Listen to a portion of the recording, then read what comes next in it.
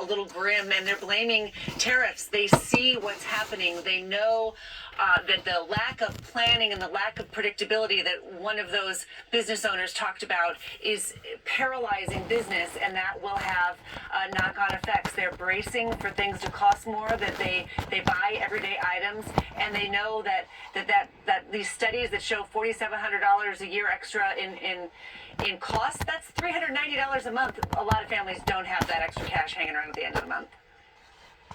Yamiche, the president says his tariff policy is going really well. He said that yesterday. How are the talks with U.S. trade partners going? Well, it's a key question. We know that the president has continued to double down and say that his policy, chaotic as it may be and inconsistent as it may be, that it is all by design, and that he believes long term that this will help America. He said specifically that he is negotiating with particular countries. He talked about negotiating with the European Union as a bloc instead of country by country. We know that there are also trade representatives that are speaking to Israel, Taiwan, as well as Poland, Vietnam, Cambodia. The president saying that countries are essentially trying to clamor now to make deals with the United States, and the White House and White House officials have been saying that this is really all by design, that this is how it's supposed to work. The problem is that we've also seen mixed messaging, because the president himself reversed course when he took back much of these tariffs that we left in place, that 10% base tariff on most countries. And he said it was because he was hearing from business leaders and investors who were worried and concerned. He said they were quote unquote yippy, which I think means that they were anxious about what was going on. We also know that the president promised promised the American people that he was going to lower costs of living, even though he also talked about instituting tariffs. But there are a lot of Americans who are wondering whether or not this is going to be something that they can continue to really deal with and navigate, because costs are going to go up for everyday Americans. You add to that the fact that the president has also been talking to a number of people behind the scenes about the sort of political consequences of this, because even though he might not run for re-election, even though he's been talking about running for a third term, which would violate the U.S. Constitution, there are a lot of Republicans in red districts who are going to be up for re-election in the 2026 midterms, and they are very, very worried about what's happening when it comes to tariffs in our economy. So a lot there, but the president continuing to say that he's feeling good, even though people in his party and everyday Americans are saying that they're very anxious, Jose. You know, Lizzie, just 2 days ago, when I was learning from Christine Romans, as I tend to do, everything she tells me is a learning experience for me. But she was back then talking about, the bond market and bonds. And Lizzie, if you would explain to us why we should be paying attention to U.S. Treasuries and what the relationship was with mortgage rates, credit cards, auto loans, and the bond market. Well, the bond market was particularly concerning because it's a reflection of the belief and confidence that the rest of the world also has in the United States. And I think a lot of people don't really understand just how much America's reliable and strong economy has been a major source of our strength and influence and power in the world, and a really big part of our own welfare here in the United States and prosperity, much like our security alliances. But now the United States is demonstrating not only that we are no longer strong and reliable security partners, but we're showing that we have a really haphazard approach to economic policy. And so what we're seeing is that other countries that have relied on investing in U.S. bonds, investing in the U.S. economy as kind of traditionally for a long time the most stable place to put your trust, are starting to pull back. Well, that's what was happening a couple of days ago. And I think the knock-on effects from there might be that the U.S. dollar stops becoming the most reliable currency in the world. We have already seen in recent years, China and Brazil have looked to try and move away from using the dollar for their trade. And I think that that's going to be something that other countries look to as well, because if you can't trust that the dollar is going to stay strong because you have no idea what trade policy is going to come out of the White House, you're going to look to insulate yourself from those risks. And so, Catherine, there's the other issue of China owning $760 billion in U.S. debt. What kind of leverage does that give China? So there are a number of theories for why interest rates here are going up. And one of them is that holders of debt, holders of U.S. debt, have just decided it's not worth keeping anymore. It may be related to other trades that they've had that are going wrong, essentially, and that they need to unwind, and so they're dumping a lot of Treasury bonds. But another possibility is that major sovereign debt holders like China, like Japan, may decide we just don't want to get involved with the U.S. anymore. We don't want to hold their debt. And if they dump those treasuries, then what happens is that puts upward pressure on interest rates, because that means that there are more bonds for sale. The United States effectively has to offer a higher interest rate to attract people to buy those bonds again. And so they have quite a bit of leverage here. Now, China doesn't hold as much U.S. debt as it once did, as much in the way of U.S. treasuries as it once did, but it still owns quite a bit. And if they decide to dump their bonds, and they may already be doing so, it's a little bit hard to tell from the data available so far. Yes, that will make borrowing costs higher for the United States, and by extension, many consumers and businesses whose own financial products are benchmarked against U.S. treasuries will get more expensive as well.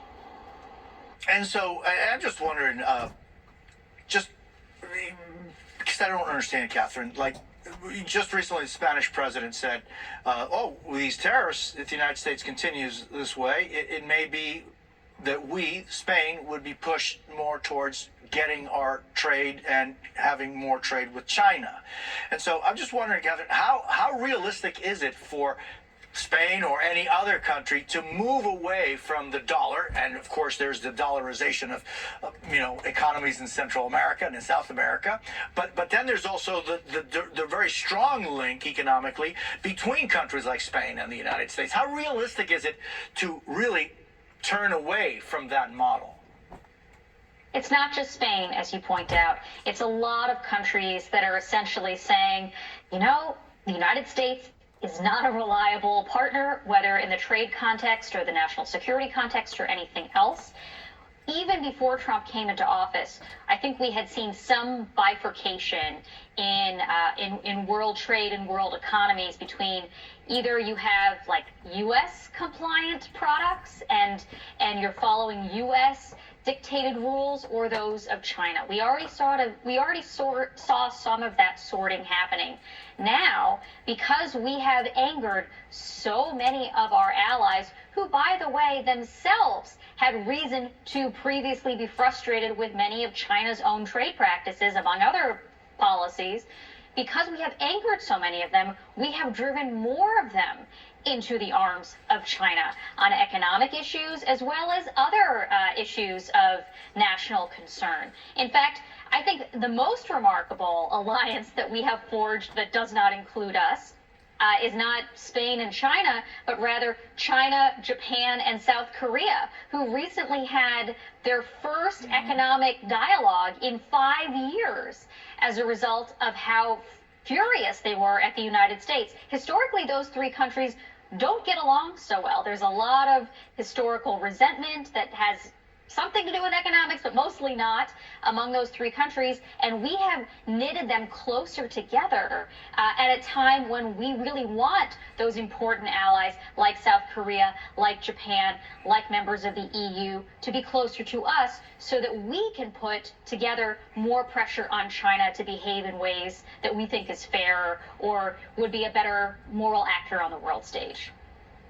Such an important point you're bringing up. Gosh, it's so critical, and people tend to overlook those kinds of things. I've also been surprised at how people have overlooked Saudi Arabia's opening relations with Iran after so many years, and the consequences and the reasons for that. But Lizzie, so the U.S. has a massive trade deficit with China. The United States has the most powerful consumers on earth in a trade war. Which of those two would you prefer to have? Oh, I mean, I think that we're sitting pretty having a trade deficit with China because Americans get a lot out of China in terms of goods that are inexpensive and we enjoy being able to access. Now, you can take issue certainly with the fact that there have been unfair trade practices. It has harmed America's ability to manufacture goods at home. But I think if you ask every American on the street if they would like to give up all of their access to everything they receive from China in order to buy it at home at multiple times the cost, they're going to want to maintain that trade. And what we're seeing now, I think, is a lot of the world probably rooting for China to win in this standoff that we're in right now, because it's globalized kind of open trade, the enhanced open trade that we've had has made everyone richer. Now, do we need to try and lean in and could we use some of our leverage now to push for more fair trade practices? Sure, but that's not what the Trump administration is talking about. In fact, with as low as most tariffs are around the world, it's kind of hard to see what they're going to be negotiating down with a lot of these countries. But I think China, where they're sitting, is probably in the best position to withstand U.S. pressure on this because they have such huge markets elsewhere. And don't forget that China has a massive market as well that the United States relies on, U.S. businesses and farmers rely on tremendously also. So we might have, we're importing a lot from China, but they are importing a lot from us too. And a question now is whether American businesses that have relied on that are going to be able to withstand the upcoming storm. Catherine, I think a lot about, and I've said this recently, Hialeah, one of the most extraordinary cities here in South Florida, used to have a booming business of shoes being made and products, shirts and clothing, and it was such a rich source of people's entire jobs for generations, and that is no longer existent. I'm thinking of the Rust Belt. So many jobs were lost over globalization. Catherine, what do you say to those people? Not you, but I mean, how do you explain to those people that lost their livelihoods over something they really loved, like, textiles and clothing, and that's not possible anymore in the United States because of globalization, they would say. How do we explain to them how any of this is beneficial? So I would say a few things. One of which is when particular communities were hollowed out because that work moved abroad or was replaced by automation, which a lot of it has. We've been sort of using foreigners as the boogeyman, but robots have actually replaced a lot of human labor as well over time, and that's generally considered a good thing. When that has happened, we did not adequately compensate the people who were hurt by it. And so that was a huge policy mistake. You're talking about Hialeah, but that's also the case in many parts of the country. If I could, I would go back in time and try to compensate people and help them retrain and help them adapt, and we just didn't do enough of that. Going forward, the problem is those industries are totally different from how they were a couple of generations ago when they were in the United States. There's a reason why they have moved abroad. One of which is relative to other things that we do here in the United States, that we produce here in the United States, these are relatively low value products. And so we want to be having American workers move into occupations, into industries, into companies that produce higher value goods. So not, T-shirts and sneakers and things that Americans, among other consumers around the world, have come to expect for very cheap, so which means that you can't pay workers very much in order to have them produce, because that will raise the cost of the product in such a way that the consumers no longer want to buy them, but higher value things. That might be in manufacturing, things like, high-tech chip making, semiconductors, things like that. But actually the thing that we're really good at here in the United States is services. And for some reason, there's this sort of fetishization of manufacturing when the thing we are really, really good at is professional services. That means law services, higher ed, finance. Those are the things that tend to pay more. They tend to have better quality of life also for the workers. And science is core to that as well. That's what we should try to be investing in for the benefit of workers as well as for the benefit of the U.S. economy. And so, Christine, let's look at Wall Street right now. The Dow is, has been going up and down, kind of flat. But what do you see going forward? And what are the main factors that play into the Dow going up 199 points and then dropping 1,400 and then up? What are the main factors? I think we can expect more of this, Jose. This volatility here, searching for headlines, searching for any kind of understanding of what that off ramp is for a trade war that the president says is going to be a permanent fixture, in the American economy here. You've got a 90-day pause period on these big reciprocal tariffs now. So now we have a July 8th, 9th deadline for all kinds of, speculation in markets. And I think you've got to take the big picture here. Since the president stood in the Rose Garden with his big posters with all of these numbers that many economists say were kind of made up, you've got the stock market down 6-7% since the recent highs. You've got the markets down 15, 16, 19%, right? So that is a big move. It is the most dramatic losses in the early part of a presidential term in history, and it's by design, Jose. It's on purpose because the president thinks he knows how he can reorder the U.S. economy. So buckle up.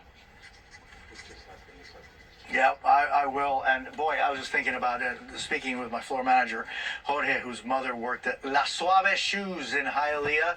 I got to tell you, Catherine, it was such a point of pride for many of us when we see those shoes and look at the etiqueta, the sticker that said "Made in Hialeah." It was something that gave us a whole lot of pride.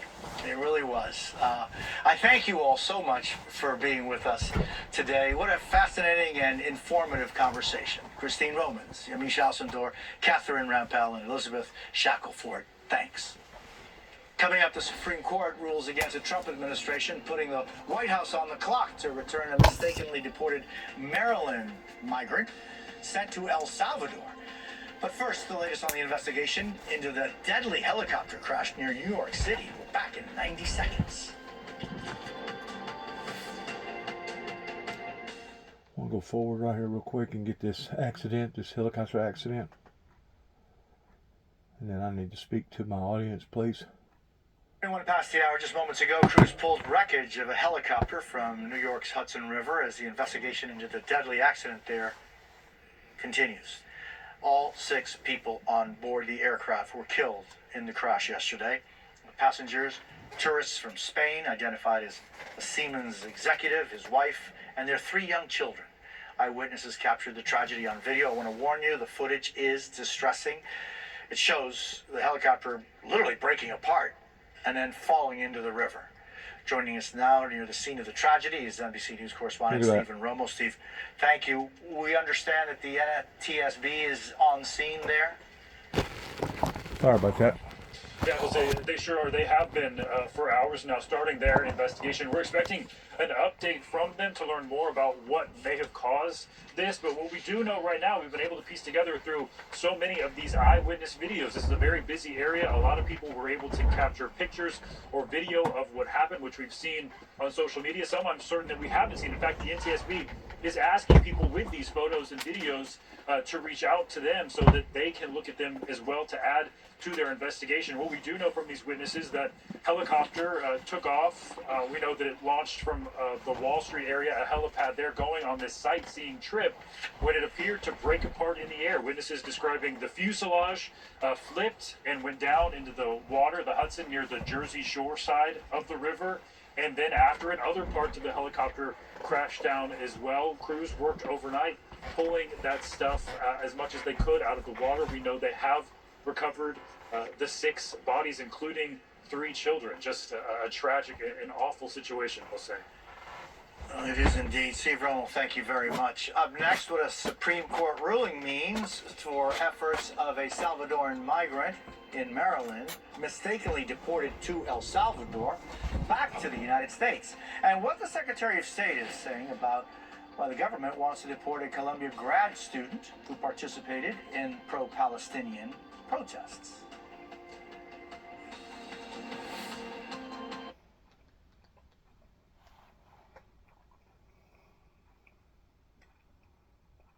Keep going. Keep going. Keep going. hope. Alert System Act is inspired and backed by 16-year-old Lulu Gribben, one of the 47 people hurt by sharks just last year. With this bill in place, we can prevent further accidents in the future, and I'm just so excited to be able to pass it. So, thank you. Last summer, Gribben lost her leg and part of her arm when she was bitten by a shark in Rosemary Beach, Florida. This video shows bystanders jumping into action to save her.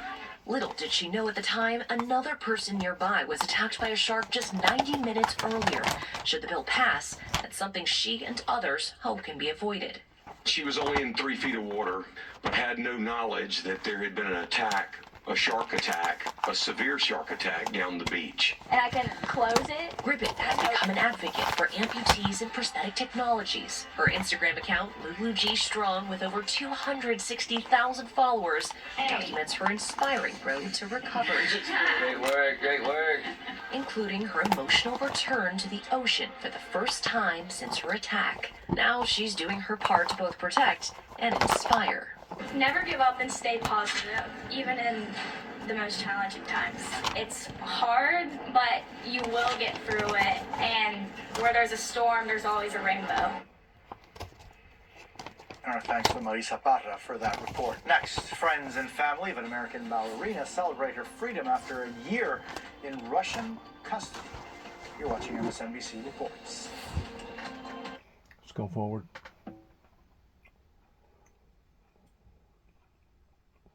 Keep going. Keep going. Keep going. Keep going. Stop. Right for Back up just a little bit.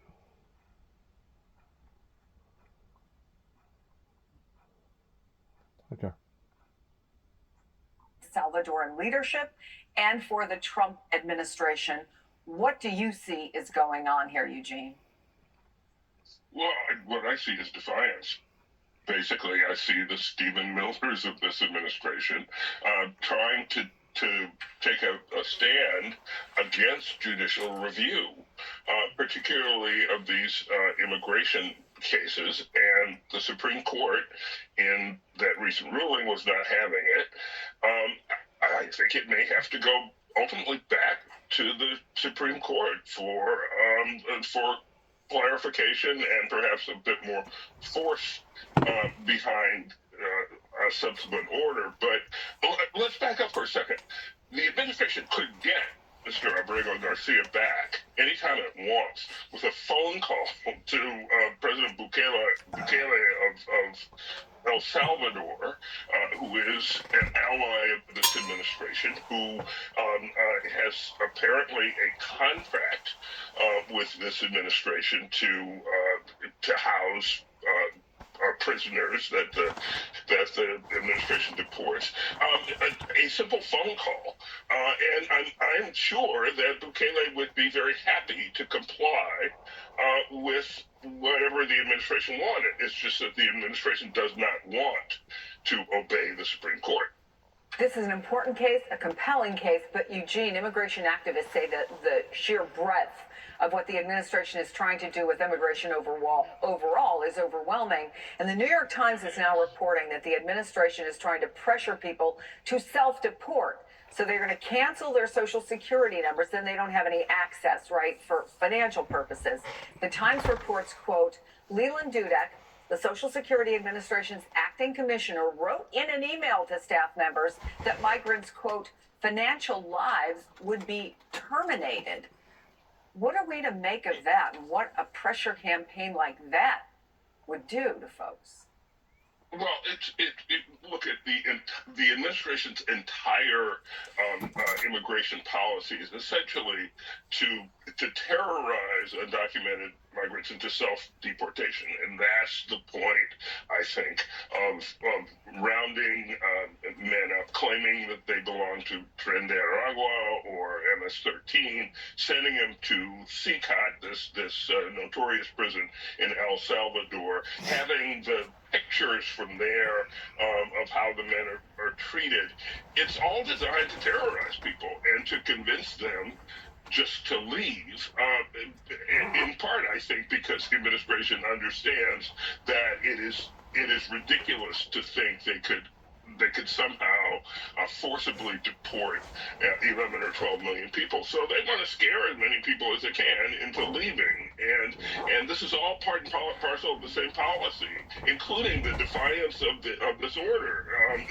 They're saying to people, basically, if we kick you out, no matter what the courts say, you're not getting back. To your point about defiance, and Lisa, I want to ask you about the most recent thing that was written into this document from the judge. What further steps do you need to take? What evaluation needs to be done to respond to the Supreme Court? And this is real basic, yes or no. Are you prepared to answer? Am I getting that you're not prepared to answer? Am I getting that right? Yes, that is right. There's a lot of interagency process that needs to attend these things. There we go. Yeah, That's why I think we're going. And the response is, given that the Supreme Court is narrow, the irreparable harm continues. Is anyone moving with speed? I don't mean to be flip about it. I'm not sure what to take because the Supreme Court has spoken quite clearly, which means the record as stands is that nothing has been done. Yes, and I think when James was laying out sort of the options for the administration here, I think there's another one that we haven't identified, and I think we're getting close to them invoking it, which is the state secrets privilege. They are likely to say that because this is somehow in the wheelhouse of the president's foreign affairs authority, that there are communications that are going both intra-agency at the federal level and with the government of El Salvador that they can't reveal without compromising national security or foreign affairs related information that will also buy them some time. But to concede that they can bring back Mr. Abrego Garcia, Chris, also raises problems for them in the Alien Enemies Act context. Remember, Mr. Abrego Garcia was on the third of 3 flights that left the U.S. on March 15th. The first 2 contained what the government estimates are over 130 people who were being held and then deported to El Salvador because they are alleged members of a Venezuelan gang called Tren de Aragua that the president declared was attempting an invasion of the United States. If they concede that they can get Mr. Abrego Garcia out of CICOT, the prison in which he is being held, that's a concession. They can do the same for the 200 plus people who are being held in CICOT subject to another reason, and they don't want to make that concession. So I expect that they'll invoke the state secrets privilege pretty soon. Lisa, James, Eugene, a fantastic conversation. We're going to continue to follow what's happening in court and update you. But coming up in 90 seconds, China strikes back. The new higher tariffs being placed on U.S. goods and how the markets are reacting to all of it.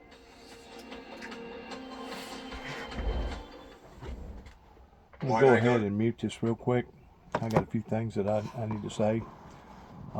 First of all, in response towards what you've listened to today, there's no doubt that all this confusion is only opening up that many more doors for that many more people to gouge the public. And whenever I'm talking about the public, I'm not talking about just only the American public. I'm talking about all public towards these evil bullies. Some of them's got businesses, some of them don't, that are going to take advantage of people that are unfortunate people in unfortunate circumstances. It's very obvious that what is going on is basically the devil's house. And whenever I say the house, I'm looking at the whole global society right now being battered or shattered and broken into a million different pieces pertaining to our alliances that we at one time had as alliances that now are being skeptical in maintaining that relationship with us, based around fear, based around doubt, based around uncertainty, based around how that various politicians in America has suddenly exposed themselves in just exactly how bad of an intolerable road that they have sought to take us down, that even to this day, I still don't see people giving accountability for. And it basically, the proof is in the pudding towards how courtesy that these people are, due to the fact that it seems like the only way to get them to acknowledge any of their wrongs is to force them into their wrongs. Kind of like the court system that's roughed me up here, not only in Weakley County, in Tennessee, but in Kentucky, and also in Missouri, and not Missouri, but Oklahoma and Atlanta, Georgia. It seems like that the only way that you're going to get any type of an apology out of any of those politicians is to force them into an apology, which means to go to court, which means to be out more money to a senseless attorney. And I thought that you had pro bono attorneys out there that would actually take on your case without charging you a penny, because they was working in that type of position in government. But I haven't found none. I got an opportunity last night to go and speak to my buddy again, Tony Nethery. I actually took a pizza in there to share with him. He just got through eating, and we got to talking about health issues and etc. And I asked Mr. Nethery, I said, well, are you taking any type of supplements, any type of vitamins or anything like that? He said, no. And he acknowledged, he said, I've been abusing my health. I said, yeah, and that could have had a big contribution in you being paralyzed right now for the past 8 months, because you wasn't paying close enough attention to your health. I said, you need to be on some sort of supplement right now, basically a regimen, because once you get like 50 years old, your body quits producing these type of chemicals in your body, and these are things that I take periodically on a regimen. Help strengthen your bones, etc. Fiber. Let me see here. Zinc. Other types of minerals that once you get a certain age, your body quits producing those supplements that ordinarily, whenever you was in your 20s, 30s, and even your 40s, you didn't have to worry about. Had we been taught that? Probably not. That's knowledge that you have to really and truly seek for in trying to better your life. That's kind of like me whenever I was growing up in this area. Very, very poor, didn't have a bathroom. Raised up by an abusive father. I remember the first time that I ever walked into a dentist's office in my entire life was at the age of 16. After that, I'd already gotten my driver's license. And I'll never forget that I had basically either 12 or 13 cavities to fill within a 2 or 3 week period, spreading it out a little bit. That at the time, you could get a filling done for about $30 a filling. Today, to get a filling done or to get a crown done, you're talking hundreds, if not thousands of dollars today, which is another area that I want to talk about pertaining to people, the public being taken advantage of. I've been going to 119 Van Drive, Jackson, Tennessee, at Aspen Dental, and they have shot me a price, several prices here of different things. Basically, even after my insurance pays out $5,000, I'm still going to be out basically $9,013 on basically pulling my upper teeth and my lower teeth and putting in extractions into my jaw. That way I won't have to worry about having to take in and out of dentures. That's after $5,000 is paid. And then we look towards saving my teeth, what teeth that I do have, which I basically got half the amount of teeth that you're supposed to have. Supposed to have 32 teeth. and I basically have 16 teeth left once more due to not using preventative maintenance that my parents failed to let me know anything about whenever I was growing up, that I have suffered on account of.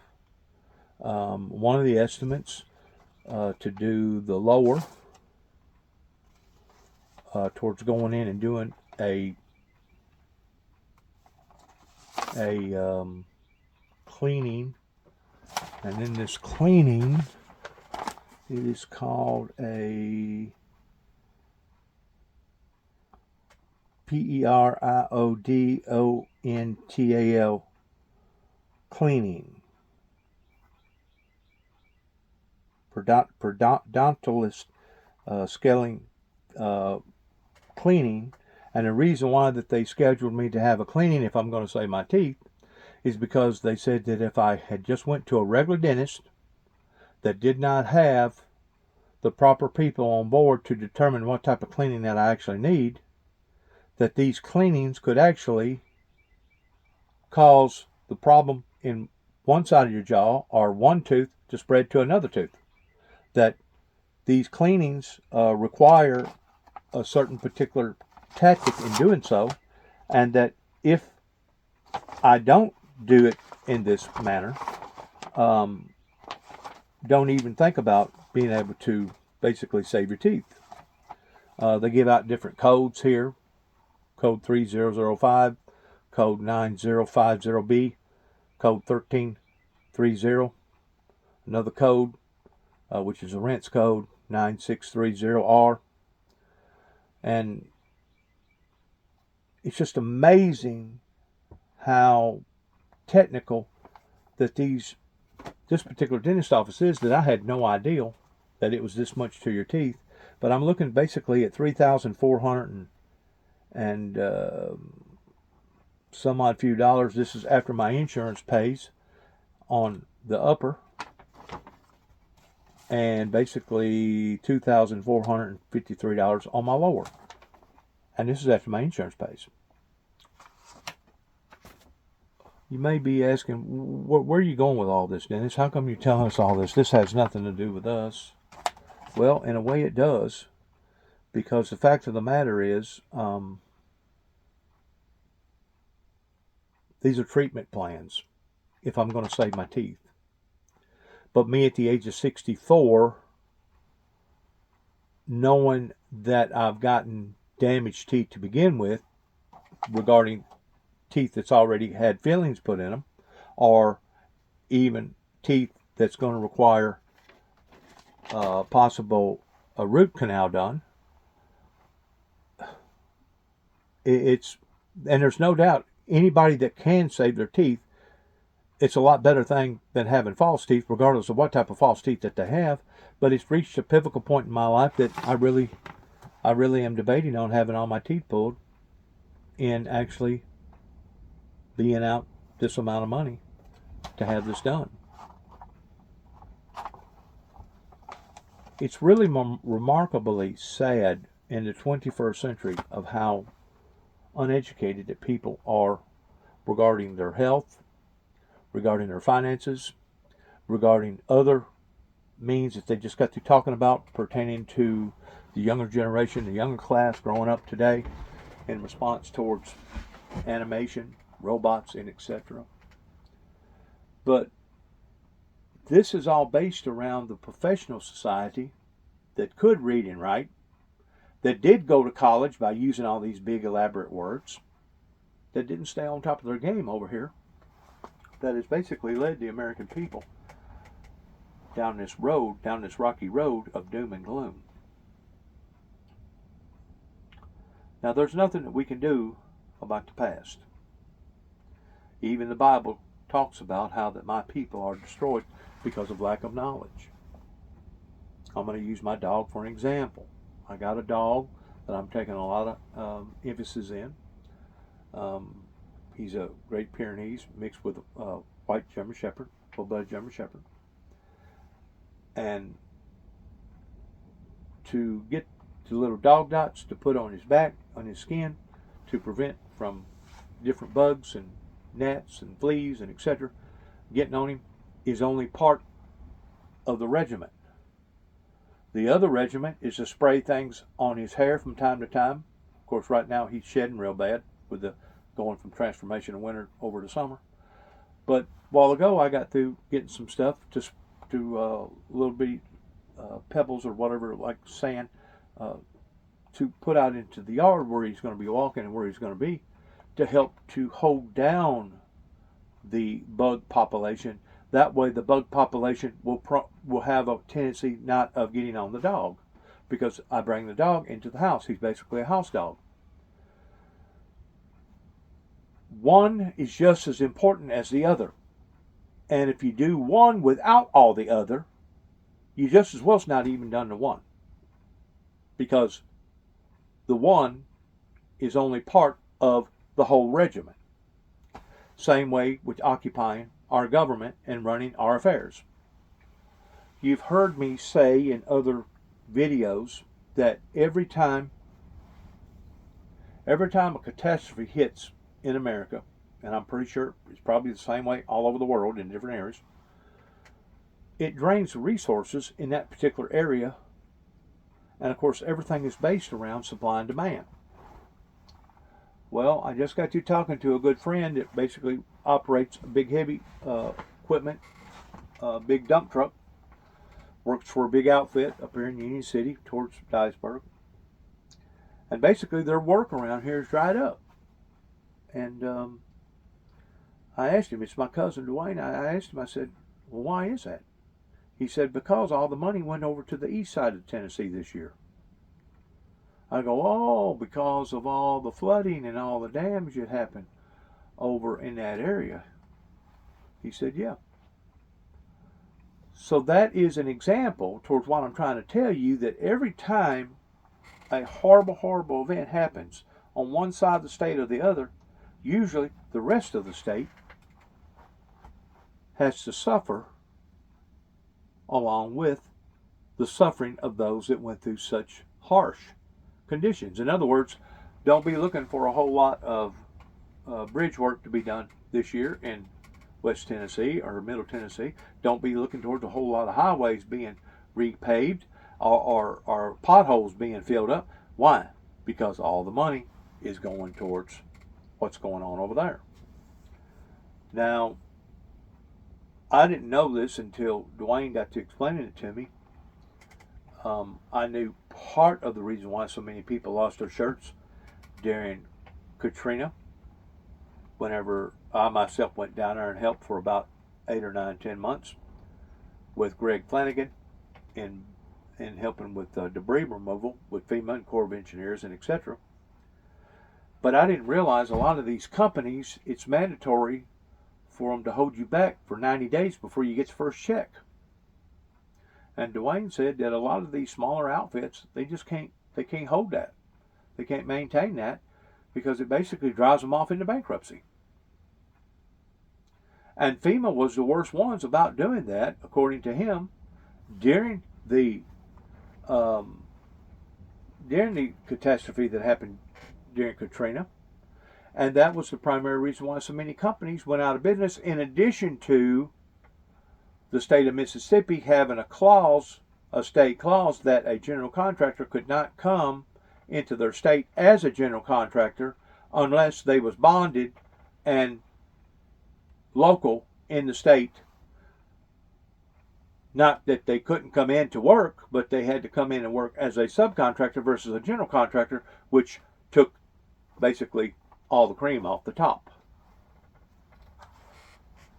There's so many of these laws that are compounded with the aggravations of the calamities that continue to keep happening in America that it's not even funny. It's not even funny in how the things has been mismanaged. And it's not just on the upper end pertaining to trading, bargaining, etc., back and forth. Just like I explained to Dwayne that Canada won't allow for no American banks to go up into Canada. But yet now, somebody like a body shop like Gerber Collision and Glass that originally started out in Canada can move to Chicago, set up their headquarters, and now today probably has 300 or 400 body shops all over America. Gerber Collision and Glass. It's very unfair practices whenever people can come from other parts of the country and get away with stuff like that based upon different giveaways. And I'm going to use the foreign exchange programs, basically attacking them right now, is that people can come over here and open up a restaurant or open up a gas station, and for the first 7 years, I don't think that they have to pay hardly any taxes at all.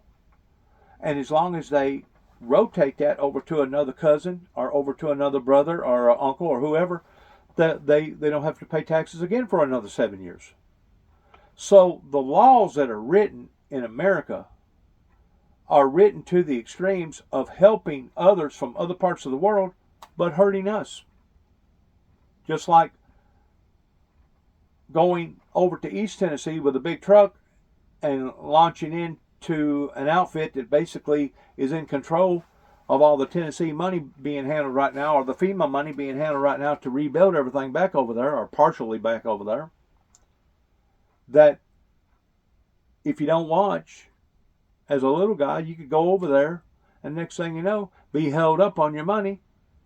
That could cause delay after delay after delay, and in the process of delays, you get penalized, you get penalized, you get penalized. We all know how the banking industry works, that if you don't make the payment on a certain day, they start out with a small amount of penalty, then they go to a larger amount of penalty, and before it's all said and done with, they can actually foreclose on whatever that you have made the agreement on, which as far as I'm concerned, fits under the statute of loan sharks. There's a lot of these laws that need to be changed pertaining to our lawmakers on every aspect of how that this government runs itself. And until people are willing to sit down and rejuvenate these aspects, in which, once more, I shouldn't even be talking about these matters because I'm a spiritual man and I should be telling people about the interpretations out of the Bible and trying to prepare my people for the inevitable towards what's going to happen. But once more, people don't want to hear me. People don't want to appreciate me. People don't want to support me. And I've just about come to the realization that it would probably not stifle, harm, hurt, or handicap anybody if I was to suddenly just vanish and disappear off of social media and never make another media video again. Or those that do want to follow me or listen to me or watch me don't show their appreciation towards me to the degree that I guarantee you any kind of advice that I give them, anything that I tell them out there, they're going to use it for their own benefit. In the meantime, I'm not getting paid for none of my professionalism or giving out any type of advice while they're expecting to get paid $30, maybe $300 an hour. It's so unfair in so many different ways, and it's not just the justice judicial system in America, but it's from A to Z in how the American people have basically been bamboozled by a bunch of smart people that because they reconformed different words that meant different things that the average person couldn't understand, now we're being taken advantage of. I've never seen anything like this. I just know this, that according to the Bible it says that my people are destroyed because of lack of knowledge. And whenever people such as myself is trying to do the Good Samaritan thing by giving out the knowledge to be able to help the people, it's one thing for you not to appreciate it by responding back to me, but it's another thing for you to do this and in being stiff-necked and not wanting to hear what I have to say while all these calamities continue to keep hitting and bombarding your lives again and again and again, that you have actually no one to blame but yourselves. We're not going to be able to blame the government.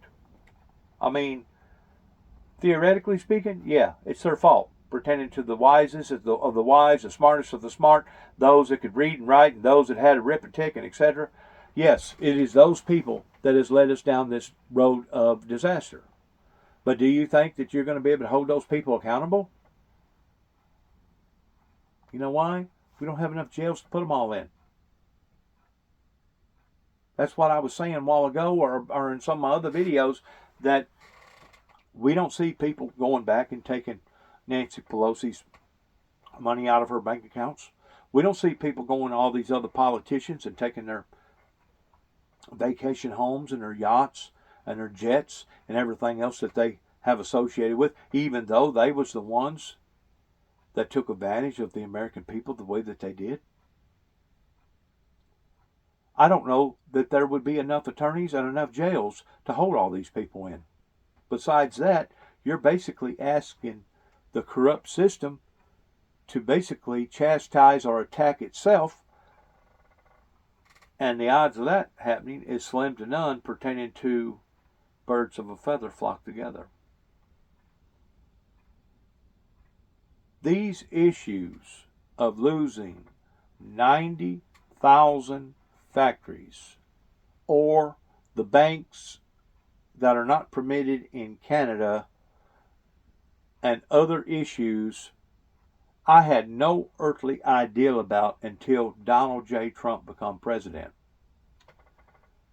People, by and large, are going to use other people or other entities to put the blame off on other than themselves. And once more, it speaks volumes about the people, about their character, and about their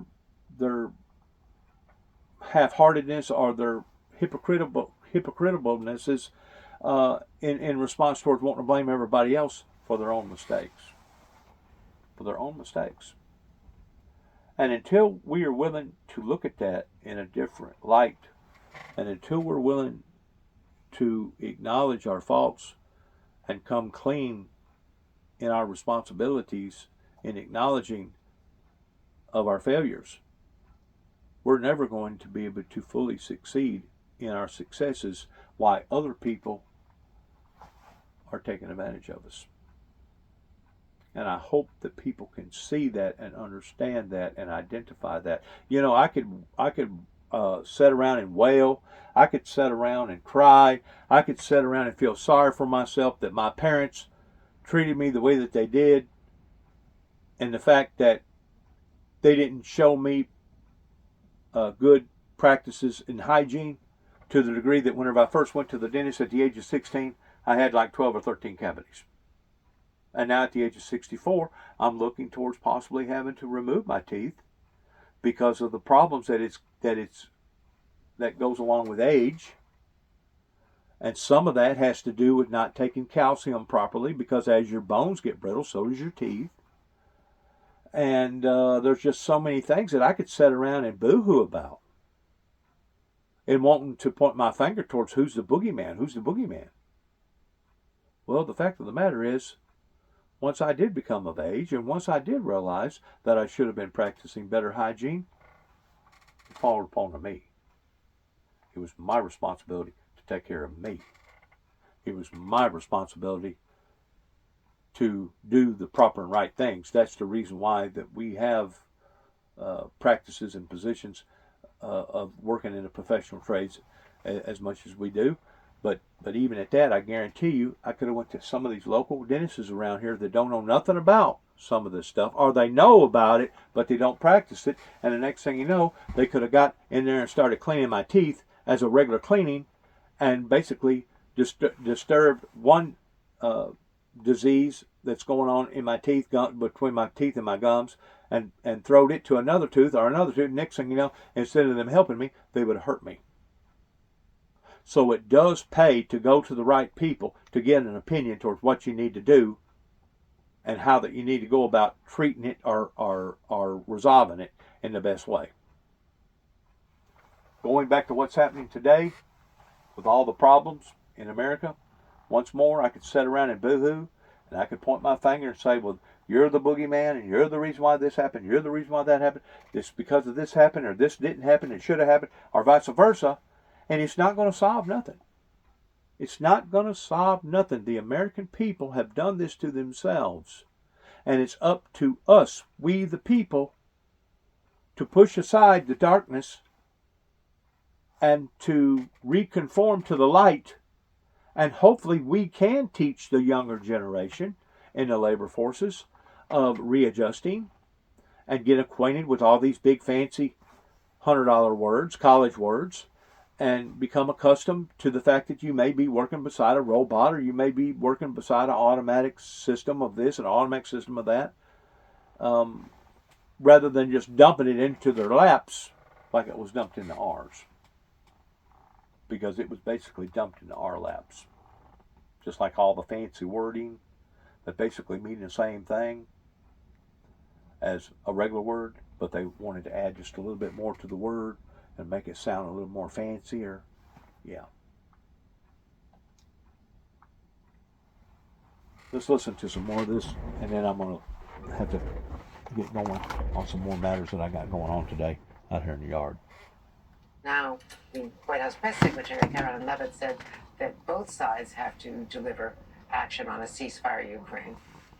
So Andrea, we'll have to see where the balancing act is. Because yeah, Andrea Mitchell, so great to see you. Thank you so much. Coming up in the next hour, a hearing in the case of a detained Columbia University student, Mahmoud Khalil.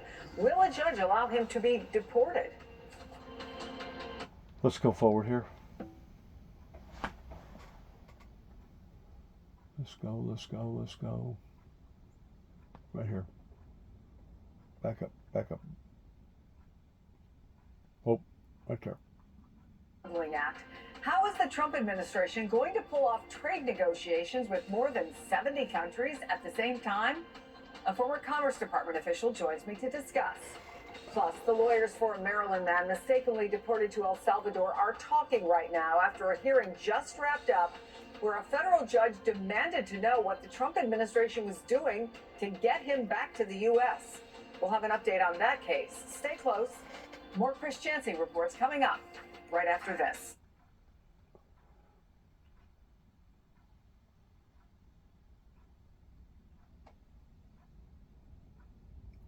Right about here.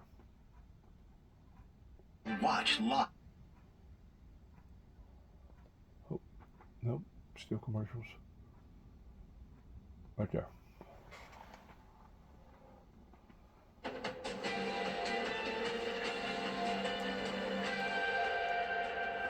It is good to be back with you on this second hour of Chris Chancey Reports. At this hour, volatility and fading confidence. The market's swinging today between red and green after China's latest tariff counterstrike. What is the economic outlook for consumers as trading winds down for the week? And that breaking news out of Florida, where 3 people are now confirmed dead after a small plane crashed near the Boca Raton airport. Plus, the overnight confirmation. That was another thing that I wanted to talk about pertaining to all the airline crashes. I made mention at the first of the year, giving reference to the fact of Satan coming down in great wrath because he knoweth his time is short, and going to see that many more aviation accidents. And since the first of the year, we have seen just exactly that.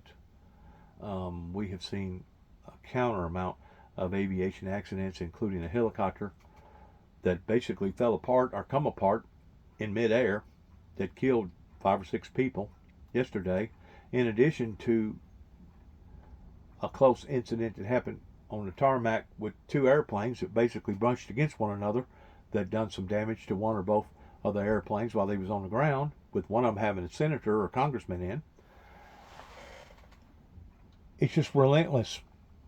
It's relentless in how naive that the people are, and it's relentless in how powerful that we're seeing these forces of evil committing these acts upon to humanity. And until we're willing to come together in identifying these things, I guarantee you the house that Satan has built for the past 30 plus years pertaining to planet Earth is just going to continue to be knocked into shimmerines regarding a house divided against itself will not stand. That's the reason why we're seeing multiple clashes with multiple countries right now pertaining to alliances that used to have faith in America that no longer does. Now, friends, we ain't really felt the full effects of all this over here in America, because we have had a government that was willing to take care of its people to some degree. But I'm pretty sure that that's going to soon abruptly change, because it's going to have to change if we're going to still have a federal government, in addition to all these other countries that now the sufferings are unbearable on levels that I can't even probably sit around and imagine, of the sufferings that's going on right now with their citizens all over the planet. A divided house will not stand. Airport. Plus, the overnight confirmation of the chair of the Joint Chiefs of Staff nearly 2 months after President Trump fired his predecessor. And U.S. diplomacy in Russia without Ukraine at the table. What we know about today's meeting between the U.S. Special Envoy and Vladimir Putin. Our NBC News reporters are following all of the latest developments. We begin with a check on the markets. Just about 2 hours until trading closes for the week. CNBC's Bob Pisani is tracking it all for us. Bob, what's up on Wall Street?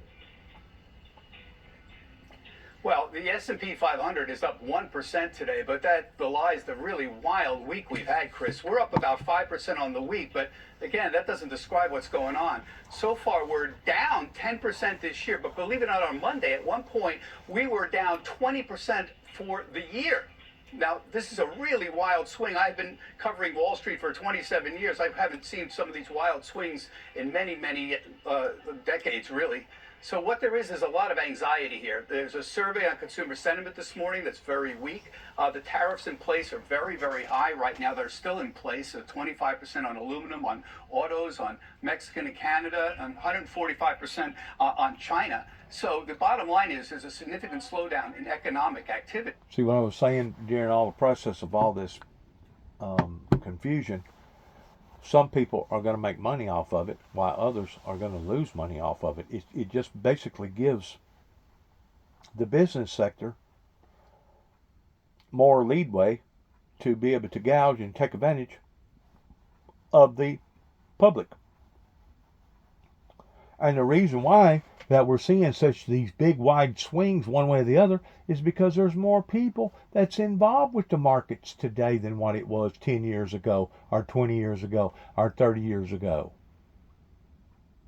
That whenever it shifts, it's a big shift because there's a lot of financial institutions that's involved in that shifting all over the world. Now, how come analysts can't see that? I'm going to tell you why. Because they only study certain aspects of it, and they don't study all aspects of it. The blind lead the blind. The right hand not knowing what the left hand is doing. Activity, and we're going to start the earnings seasons now, Chris. So JP Morgan had very good earnings this morning, but Jamie Dimon, the CEO, said overall earnings for corporate America are likely going to be lower in the next few quarters, and that's a major problem that we've had. On top of that, we've seen bond yields rising. That means the number of mortgage rates are probably going to go up at this point. So this is an awful lot of anxiety on Wall Street, and the bottom line is most of this is due to the tariffs. The markets believe tariffs are inflationary and difficult for the economy. Once more, they got to have somebody to blame, so they're going to blame, rather than blame themselves, they're going to blame a certain entity, regardless whether it's Elon Musk, regardless whether it's President Trump, or some other country or some other outfit. They're going to blame others other than themselves that has put us in this precarious situation that not just the American people are in, but the world in general. And difficult for earnings. It's been a very, very rough week on Wall Street, Chris. Bob Pisani, thank you for that. Now to today's deadly plane crash in Boca Raton, Florida. NBC's George Solis is following this story for us. What happened here? Hey, Chris. Yeah, a lot of investigation and a lot of questions about this latest plane crash. We know the NTSB and the FAA will be deployed to the ground there to investigate what happened. You mentioned 3 people have died now. This plane taking off from the Boca Raton airport about 10:20 this morning. It appears to have been circling around en route to Tallahassee. People there on the ground saying they reported seeing the plane flying low. This was a Cessna 310, generally seats about 6 to 7 people. And just flight path seems to show some kind of trouble. What that trouble was, we don't know at this point. But again, it crashes. Some eyewitnesses are on the ground reporting the harrowing scene. One individual, according to sources, hurt on the ground. They seem to be recovering at this hour. And again, we've heard from witnesses on the ground about this terrifying scene. Here's what they told us. So when I saw the plane crash, it was just out of sight. It was so low, so fast, so out of sight. That about 2 seconds after it being out of my sight, it was just a big explosion and a plume of black smoke, and it's not a great sign when it's that big of an explosion. Yeah, Chris, of course, after this happened, the airport was closed for a while. It has since reopened. We do have a statement from the mayor of Boca Raton saying, on behalf of the city, we express our heartbreak at this tragic loss of life. Of course, many people very sensitive to this issue after that terrifying scene over the Hudson, just the latest in another plane crash that we're still working to get so many answers to. And again, NTSB, FAA investigators will be looking into this one as well. Chris? George Solis, thank you. Let's go to Capitol Hill now, where overnight the Senate confirmed a new chairman of the Joint Chiefs of Staff, Lieutenant General Dan Kane. NBC's Melanie Zanona is following this story for us. What do we know about him? Let's go forward right here.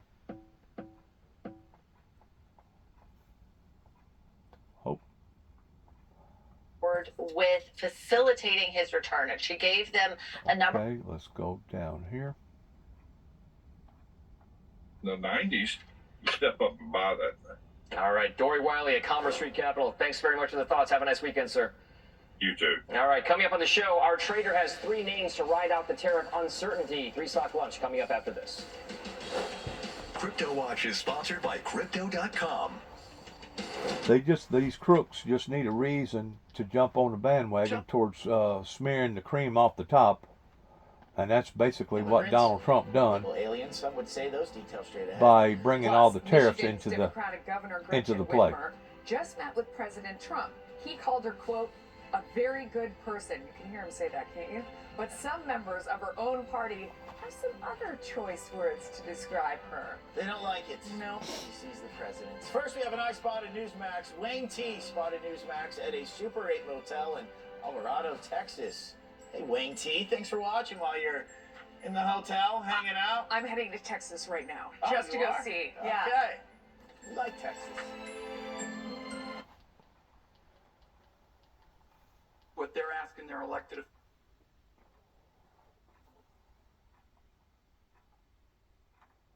As the power of us.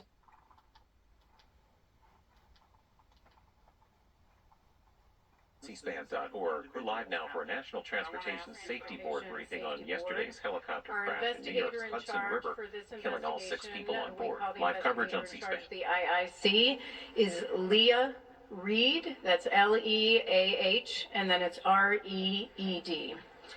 The National Transportation Safety Board is an independent federal agency that's charged by Congress with investigating every civil aviation accident in the United States and significant events in all other modes of transportation. As you know, we're here to investigate yesterday's crash of a Bell 206L4 helicopter into the Hudson River near Jersey City, New Jersey. The helicopter departed the downtown Manhattan Wall Street heliport in New York at about 14:50 for an air tour flight. The helicopter is owned by Meridian Helicopters LLC, which is based in Broussard, Louisiana, and operated by New York Helicopter Charter, Inc. Before I go on, I want to extend on behalf of the entire NTSB our deepest condolences to those who lost loved ones in this tragic event. I also want to start by thanking the first responders. This was a tremendous, tremendous effort. And I want to thank specifically, first and foremost, the mayor for allowing us to be here in City Hall and do this press conference, and for all the support that you've given us and the team. I also want to thank the Jersey City Office of Emergency Management, the Jersey City Police Department, Jersey City Fire, Jersey City EMS, Port Authority of New York and New Jersey Police Department, the New Jersey Park Police, the New Jersey Transit Police Department, Hudson County Office of Emergency Management, the NYPD Special Operations, FDNY Special Operations, New York City Office of Emergency Management, the United States Coast Guard, the Army Corps of Engineers, and so many others that we will continue to mention in our follow-up press briefings. Anyways, there you go there, pertaining to what I was talking about, pertaining to aviation accidents that's now increased all over the world. To reorganize their society. This is about farming. Let's go back to this. That's a much bigger ask than asking them to lower their tariffs. So, if we stick to tariffs, I think they can get it done, and they can get it done in 90 days, even with 75 countries. So, Peter, Trump did offer some relief to those countries by offering to negotiate, something which he had said he wasn't going to do. But, of course, now we have this back and forth with China. China hitting back with 125% on U.S. goods today. What are you watching for going forward? Well, I mean, obviously, you don't see either side blinking on that one for now. The question is whether or not the United States under Trump is going to try to rally other countries in the confrontation with China, right? I mean, at the moment, we're currently at odds with our own allies, the countries in Europe and other places that we would normally try to work with to craft a common approach to what we should do with China trade. But instead, we're busy fighting a multi-front war, in effect. Now, China is the main target at the moment because of the pause on some of these reciprocal trade tariffs on the others. But it makes it hard to find a common strategy. And I think that without that common strategy, it's whatever deal he ultimately comes up with, is suspect because China can go other places. Which begs the question that a lot of headlines have been blaring, Bill, which is who blinks first? I mean, both men obviously have serious domestic considerations, both economically and politically. Yeah, I think of it like a sumo match. You got these giant 400-pound people stomping their feet and glaring at each other and scattering rice around, and they'll do a belly bump, and eventually they'll figure out a way to get together. Neither one wants to be first. Neither one wants to be the one that's asking. And they'll get there. But I think that in the meantime, what you're going to see here is it's not so much, you'll see higher prices, yes, but I think you're going to see shortages. What we're hearing already is retailers are canceling orders. They're just not, they don't see a market for something that they have to mark up on more than 100%. So the next story, 3 weeks from now is going to be, we're going to not get stuff, and bare shelves, and people are going to be reacting to that in addition to higher prices. And what did I tell you a few years ago?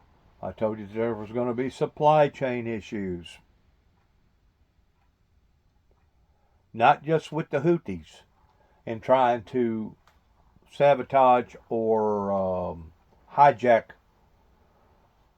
these big tankers, but in so much commotion going on right now that once more is part of the prophecies that in the last days there will be commotions, there will be problems, there will be issues. It actually describes it as wars and rumors of wars in the Bible. That's all contrary, once more, to the message that the Windmill Ministries Missions was trying to promote for the past 30 plus years, which was peace and utopia, which was there's only one way for a person to be saved, which is through the blood of the Lord Jesus Christ. and also teachings of the opening of the seals pertaining to the book of Revelations in correspondence with the book of Daniel. You know, one of the mysteries, and I continue to keep saying this, was whenever Christ descended back into heaven, what happened to the crown of thorns? He took those crown of thorns with him until 30 plus years ago, in 1988, March the 22nd, the angels of God decided to take those thorns and place them up onto my head, which is not in any type of reference towards me trying to mock, make fun, or belittle the Lord Jesus Christ. But it's in correspondence to the prophecies being fulfilled. Now, how come people with such little narrow minds cannot accept that as it being the truth? Just like all the other things faith-based that we must accept towards them being the truth if we're true followers of Christ. Because they didn't want to. Like I say, I still see the characteristics of them blowing smoke. I still see the characteristics of them not wanting to support the windmill ministries. And whenever they talk about peace and utopia, I think it's all talk. Because if they was really wanting to walk the walk, things would have been handled differently. And as we're getting further into this, of this pain and the suffering and the anguish, you have no one to blame but the elders, the adults, especially those that already had some sort of faith-based belief in reading the Bible, that could have stood with the founder of the Windmill Ministries missions, but chose not to. For whatever lame reason that they may come up with, they chose not to support a ministry that supported all the above. Good luck to each and every one of us. God bless America. God bless our troops. God bless our endeavors towards which way America goes from this moment on. And heaven, please help us all in all our shortcomings and our trespasses, even as we forgive others that trespass against ourselves. Thank you. God bless you. And shalom.